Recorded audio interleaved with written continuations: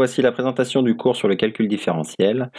Donc on va commencer avec la notion de nombre dérivé et de fonction dérivée. Donc ici on a une fonction qui est définie sur un intervalle ouvert contenant un élément qui est l'élément A. C de f, ça va désigner sa courbe représentative dans un repère orthogonal. Et on suppose que cette courbe, elle admet au point d'abscisse A. Donc si vous regardez en même temps le graphique, le petit a il est ici, le point d'abscisse A, c'est le grand A, c'est le point d'ici de la courbe. Et on admet qu'elle admet une tangente qui n'est pas parallèle à l'axe des ordonnées. Je vous rappelle que l'axe des ordonnées, c'est celui-ci. Voilà. Et bien dans ce cas-là, le nombre dérivé, ça va être le coefficient directeur de cette tangente. Voilà. Donc ici, le nombre dérivé, c'est le coefficient directeur de notre tangente. Donc je vous rappelle, pour l'obtenir, on avance d'une unité suivant l'axe des abscisses. Ici, on monte de un certain nombre, et ce certain nombre, c'est notre nombre dérivé, c'est le coefficient directeur de cette tangente qui est dessiné ici. Et la tangente, c'est la droite qui vient effleurer la courbe en un seul point. Voilà. Dans ce cas-là, on dit que la fonction elle est dérivable en A, et ce nombre dérivé, on va le noter f' de A. Bien.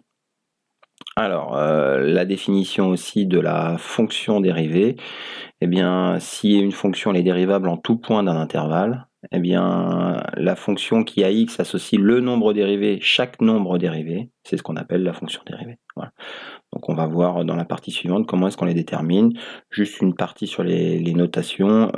Il peut arriver que vous rencontriez aussi cette notation df sur dx. C'est exactement la même chose que la fonction dérivée. Voilà.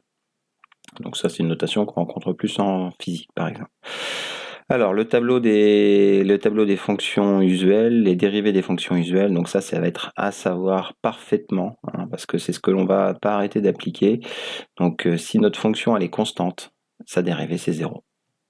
Donc la dérivée d'une fonction constante c'est 0. La dérivée d'une fonction affine, si on a une fonction affine, mx plus p, on garde uniquement le coefficient directeur, m. La dérivée de 1 sur x, c'est moins 1 sur x carré. La dérivée de racine de x, c'est 1 sur 2 racines de x. Donc faites attention à ne pas confondre toutes ces formules. Une formule qu'on appliquera très souvent, la dérivée de x puissance n. Alors on va dire que le n il descend d'un étage. Donc le n, on le met devant, il est descendu d'un étage. Puis comme il est descendu d'un étage, eh ben on est rendu à l'étage n-1. Voilà. Donc cette formule, on peut l'avoir avec des nombres positifs, n étant un nombre positif, mais on peut aussi la généraliser avec des nombres négatifs. N peut être un nombre négatif, et dans ce cas-là, ça c'est symbolisé par exemple, x puissance moins 3, c'est 1 sur x puissance 3. Et on pourrait appliquer exactement la même formule, elle fonctionne aussi bien avec les nombres positifs qu'avec les nombres négatifs. Alors, un petit moyen mémotechnique concernant le sinus, on va pouvoir dire que le sinus, il est sympa. Donc, sa dérivée, c'est cosinus. Et on va dire que le cosinus, il est con.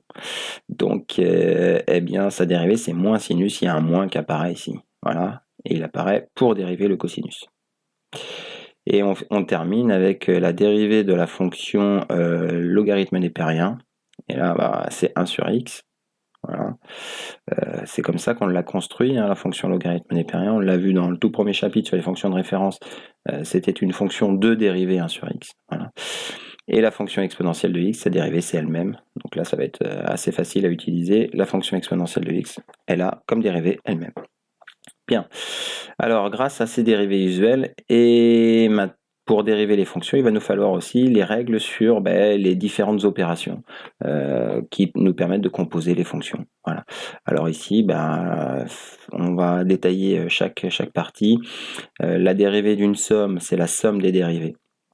Donc en fait, quand on partagera notre fonction en addition de plusieurs autres fonctions, il suffira de dériver les petites fonctions au fur et à mesure, puis de les réunir avec l'addition ou la soustraction à la fin. Quand on a un petit coefficient multiplicateur devant une fonction, il reste petit coefficient multiplicateur devant la dérivée. Donc ça c'est assez pratique aussi, quand il y a un nombre qui multiplie, on s'en occupe pas, on dérive juste ce qu'on sait faire avec les fonctions usuelles qu'on a vu dans le tableau précédent, et puis à la fin, il ne faut surtout pas oublier de le laisser par contre ce petit coefficient multiplicateur. Alors des formules un peu plus complexes, ici, la dérivée d'un produit. Alors, la dérivée de UV, ça va être U' V plus UV'. Donc là, il va falloir être très vigilant, hein, bien apprendre cette formule. Voilà. qui revient pratiquement dans la dérivée du quotient, la dérivée de u sur v. C'est u'v moins uv' sur v carré. Vous voyez qu'ici, hein, on a une forme qui est presque équivalente. Voilà, si ce n'est que là, on doit additionner et là, on doit soustraire. Voilà. Alors, il va falloir être vigilant à ne pas se tromper dans l'ordre. La dérivée de u puissance n, c'est n u' u puissance n moins 1. La dérivée de racine de u, ça sera u' sur 2 racines de u, qui revient un petit peu à la dérivée de la racine carrée de x, hein, si vous revenez dans le tableau précédent. La dérivée de la fonction inverse, 1 sur v, ça va être moins v' sur v carré. Alors, il est éventuellement pas nécessaire de l'apprendre celle-ci, parce que c'est un cas particulier de la fonction d'une fonction sous forme d'un quotient. La dérivée de sinus oméga t plus phi, ça sera oméga cosinus oméga t plus phi. Le sinus, il est sympa, sa dérivée, c'est cosinus, il n'y a pas de changement de signe. Voilà. Par contre, le oméga se retrouvera devant.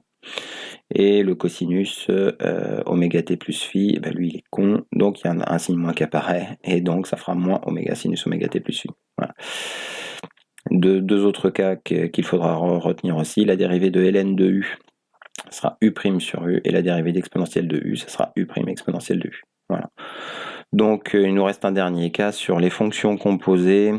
Alors si on applique une fonction sur une autre fonction, voilà, donc c'est ce qui arrive parfois. Alors vous avez des exemples ici, on a appliqué une fonction sur une fonction, on a appliqué une fonction sur une fonction, on applique une fonction aussi sur une autre fonction, etc. Donc ici ce sont des exemples de fonctions composées.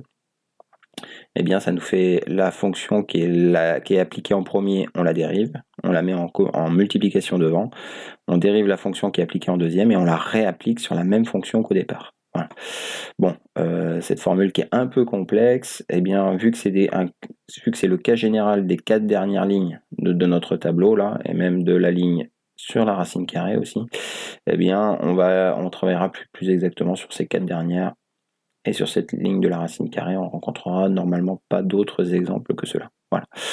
Donc, il va être nécessaire d'apprendre parfaitement les formules qui sont dans ces deux tableaux. Et on va les appliquer maintenant en exercice.